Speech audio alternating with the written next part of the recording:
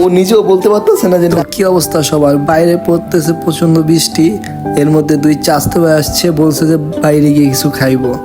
তো আমাকে নিয়ে যেতেছে, আমি চাইতে চাইনি তাও নিয়ে যেতেছে। দেখেন বাইরে কি পরিমাণ বৃষ্টি পড়তেছে। তো কি আর করার, ওদের সাথে যাইতেছি সামনের দোকানে, দেখি ওরা কি কিনে। তুমি তো স্বাধীন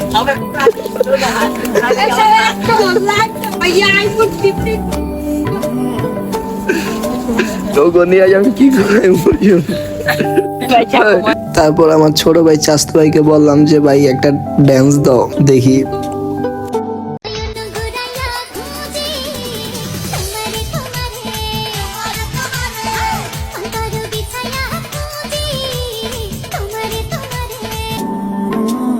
দেখছেন কি নাচটাই না দিল। তো নাচা শেষ করে এই যে আফ্রিকার জঙ্গল পার করে আমরা যাইতেছি।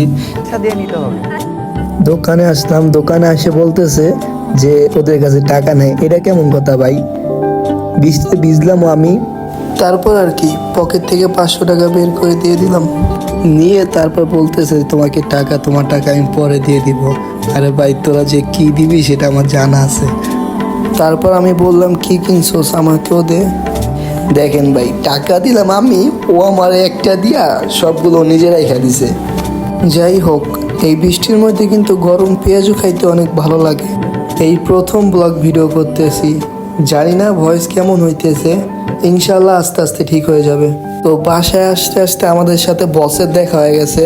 তো আমি ওকে জিজ্ঞেস করতেছি যে বস নারী কিসে আটকায়?